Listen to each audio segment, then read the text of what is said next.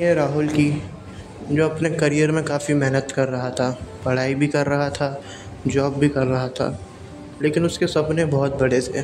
उसको कुछ बड़ा करना था, लेकिन पैसों की कमी के कारण की वजह से वो कुछ कर नहीं पाता था और दोस्तों की तरह वो इंजीनियर, डॉक्टर नहीं बनता था क्योंकि उसके घर की फाइनेंशियल हालात इतने अच्छे नहीं थे कि वो कुछ बड़ी पढ़ाई कर सके। लेकिन फिर भी छोटी-मोटी जॉब करता था और अपने खर्चे निकालता था। राहुल का दिमाग बचपन से ही पढ़ाई में ज़्यादा था नहीं, लेकिन उसका दिमाग बहुत शार्प था और काफ़ी अच्छी तरीके से काम करता था। गेम्स वगैरह में काफ़ी उसको इंटरेस्टिंग था, लेकिन पढ़ाई के चक्कर में उसने सब छोड़ दिया और अपनी गवर्नमेंट के एग्ज़ाम की तैयारी में लग जाता है। उसकी ज़िंदगी ऐसी ही चल रही थी। एक दिन जब वो अपने ऑफिस से लौट रहा था तो वहाँ पर एक पोकर देखा। पोकर एक जगह पर लिखा हुआ था, एक बोर्ड पर। राहुल उसको फॉलो करता चला गया। वहाँ एक शॉप पे जाके पहुँच जाता है। जब वो देखता है कि यहाँ तो लोग गेम्स खेल रहे हैं और गैम्बलिंग कर रहे हैं, जुआ खेल रहे हैं, तो राहुल का मन करा और राहुल ने एक बार शर्त लगाई वहाँ पर जाके और वो खेला। तो उसको काफ़ी मज़ा भी आया और काफ़ी अच्छा भी लगा। और वो लोग देख रहे थे कि इसकी उम्र कितनी छोटी है, लेकिन ये कितने जल्दी पैसे कमा रहा है। वहाँ के लोग शॉक हो गए। वहाँ का जो मैनेजर था उसे काफ़ी देर से नोटिस कर रहा था कि ये तो रुक ही नहीं रहा है। उस पोकर का हेड RDX था, जो ये पूरा धंधा करता था। वो और भी गैम्बलिंग और काफ़ी गैरकानूनी काम करता था, इल्लीगली। पुलिस को उसकी काफ़ी सालों से तलाश थी, लेकिन उसके काम इतनी सफाई से होते थे कि RDX कोई भी सबूत नहीं छोड़ता था। वहाँ के मैनेजर ने RDX से मिलवाया उसको और कहा कि तुम्हें ये गेम कैसे आता है, तुमने कहाँ सीखा? तो राहुल बोलता है कि मुझे बचपन से ही बहुत शौक़ है इन सब चीज़ों का, लेकिन मुझे कभी खेलने को नहीं मिला, और आज जब मैंने ये बोर्ड देखा तो मैं इसको फॉलो करते हुए यहाँ पहुँच गया। काफ़ी अच्छा गेम है ये। RDX को पता था कि ये बच्चा बहुत भोला है, इसको ये नहीं मालूम है कि ये सब इल्लीगल ही है। RDX ने इसी का फ़ायदा उठा के उसको और अपने पास रख लिया और कहा कि ये तुम मेरे साथ काम करोगे तो मैं तुम्हें बहुत पैसा दूंगा। राहुल के सपने बड़े थे और उसमें लालच में आके हाँ कर दिया। RDX राहुल को अपने साथ रखने लगा और जहाँ बड़े बड़े गैम्बलिंग होने लगी वहाँ पर उसको साथ ले जाने लगा।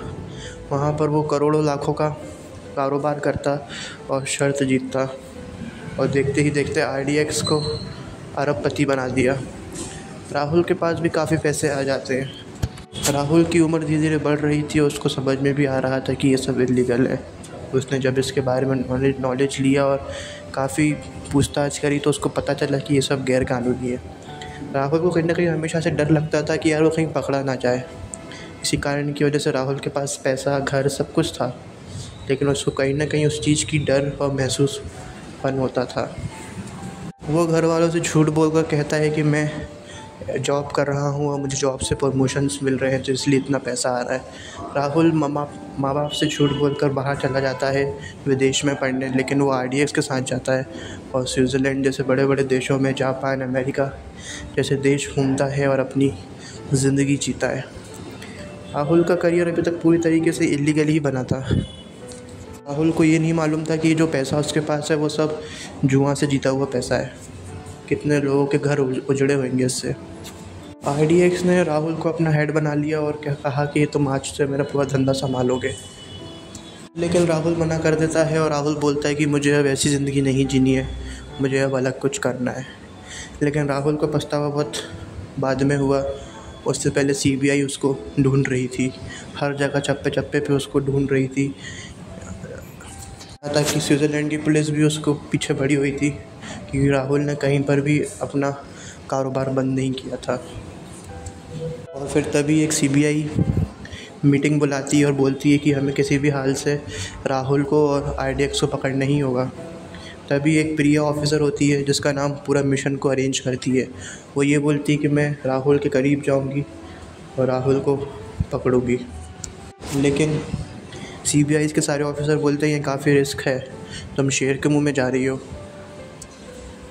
प्रिया बोलती है कि राहुल की हमेशा एक कमी महसूस होती है, वो है उसकी लव लाइफ, और इसी का हम फ़ायदा उठाएंगे और राहुल के मैं करीब जाऊंगी। प्रिया को ये नहीं मालूम था कि राहुल अंदर से काफ़ी अच्छा है, सिर्फ उसके काम ही बुरे हैं। और एक दिन फिर वो जाती है और राहुल से टकरा जाती है एक कैफ़े में, और फिर वहीं से राहुल और प्रिया की कहानी चालू हो जाती है। राहुल को काफ़ी अच्छा लगता है कि उसके जीवन में कोई लड़की आई है, लेकिन राहुल को ये नहीं मालूम था कि वो एक मिशन पर है और एक सीबीआई ऑफिसर है। देखते ही देखते दोनों साथ में रहने लगे, और अब प्रिया ने पूरी जानकारी निकाल ली कि वो क्या करता है, कैसे करता है, क्या काम करता है, कहाँ उसका पैसा जाता है। हालांकि प्रिया के लिए भी एक बहुत बड़ा टफ मिशन था, लेकिन वो 2-3 साल तक राहुल के साथ रहती है। वो राहुल को जानने लगती है कि राहुल दिल से बहुत अच्छा है, बस उसके कारनामे ही बुरे हैं। और कहीं ना कहीं राहुल को भी इस बात का बहुत पछतावा है, और इसलिए वो RDX का साथ छोड़ देता है। कई महीनों से, कई सालों से वो RDX से दूर रह रहा था। प्रिया सोचती है कि मैं इसको सज़ा दिलाऊंगी, लेकिन इसकी सज़ा कम भी कराऊंगी। प्रिया के मन में ये भी ख्याल आता है कि मैं क्यों ना राहुल को ऐसी जगह भेज दूँ जहाँ पे कोई भी इसको पकड़ ना जाए। लेकिन प्रिया सोचती है कि अगर मैंने ऐसा किया तो मैं अपने ऑफिसर्स को धोखा दे दूँगी, और शायद ये अच्छा नहीं होगा।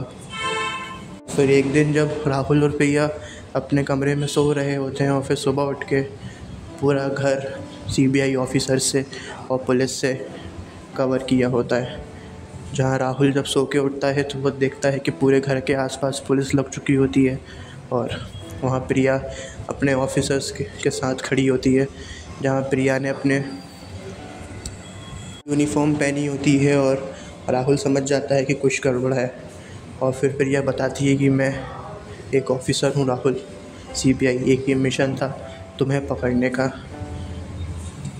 राहुल को इतना बड़ा धोखा देने के बाद राहुल का विश्वास उड़ गया था प्रिया से, और राहुल गिरफ्तार हो जाता है। राहुल उस बंद कमरे में बैठा हुआ है जहां उसकी इंक्वायरी चल रही होती है, जहां उसका वकील भी बैठा होता है राहुल का। लेकिन सारे सबूत राहुल के ख़िलाफ़ थे, तो उसका केस ज़्यादा स्ट्रॉन्ग नहीं था। तभी उसी वक्त उस कमरे में प्रिया आती है और राहुल से बात करने की कोशिश करती है। राहुल बोलता है कि मुझे तुमसे कोई बात नहीं करनी है प्रिया, तुमने मुझे मेरे प्यार के साथ और मेरी ज़िंदगी के साथ खेला है। प्रिया बोलती है, हाँ राहुल, मैंने तुम्हारे साथ गलत ज़रूर करा है, लेकिन तुम्हें सुधरने का एक मौका मिल रहा है, और तुम सुधर सकते हो क्योंकि तुम एक बहुत अच्छे इंसान हो राहुल। राहुल प्रिया पे विश्वास नहीं करता है, और राहुल को 3 साल की सज़ा हो जाती है। हालांकि उसको 5 साल की सज़ा होती है, लेकिन वो 3 साल की हो जाती है क्योंकि राहुल ने सारा पैसा वापस करने का इरादा बना लेता है, और पुलिस को बोलता है कि मैं सारे पैसे वापस कर दूंगा। क्योंकि राहुल के इतने सारे बिजनेसेस चल रहे थे लीगली, जो कि राहुल का फ्यूचर और बैकअप उसके साथ ही था। क्योंकि राहुल हमेशा से जानता था कि वो कभी ना कभी फंस सकता है, तो इसलिए उसको हमेशा बैकअप तैयार रखना था। और इसलिए उसका एक असिस्टेंट पांडे था जो उसका हमेशा वेट करता था कि सर वापस आएंगे और अपना पूरा बिज़नेस संभालेंगे।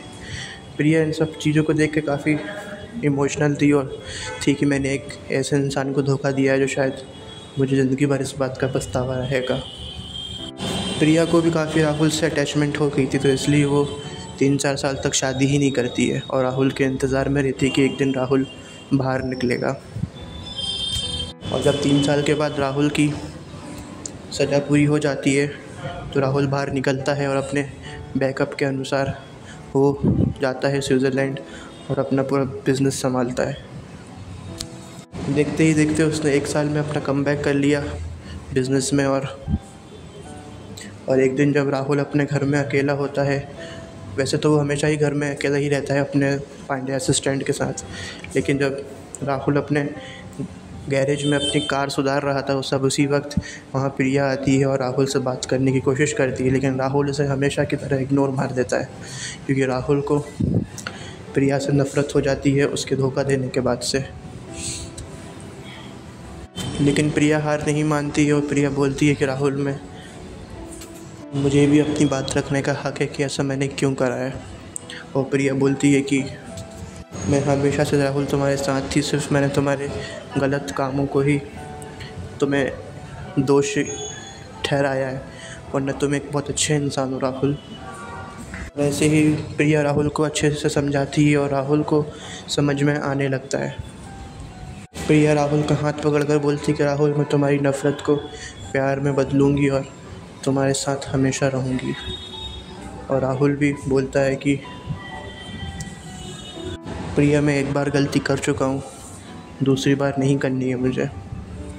प्रिया बोलती कि इस बार मैं कोई तुम्हें धोखा नहीं दे रही हूँ राहुल, इस बार मैं तुमसे हकीकत में तुमसे बहुत अटैच हूँ और बहुत प्यार करती हूँ तुमसे। प्रिया की आंखों में से आंसू आ जाते हैं और बोलती है कि मैं हमेशा तुम्हारे साथ ही रहूँगी राहुल। और राहुल उसे गले लगा लेता है और वहीं से राहुल और प्रिया की कहानी चालू हो जाती है। और फिर एक दिन राहुल और प्रिया राहुल के घर जाते हैं इंडिया, और वहाँ पर जाके सब कुछ पहले से सब कुछ सही कर देते हैं। ये थी एक ऐसे लड़के की कहानी जो हमेशा से ही कुछ अलग करना चाहता था, गलत की राहों पर चला लेकिन सुधर भी जाता है एक इंसान के आने से। प्रिया का प्यार हमेशा से ही सच्चा था क्योंकि राहुल का दिल हमेशा से ही साफ़ था, सिर्फ उसके गलत कामों की वजह से ही वो बुरा था।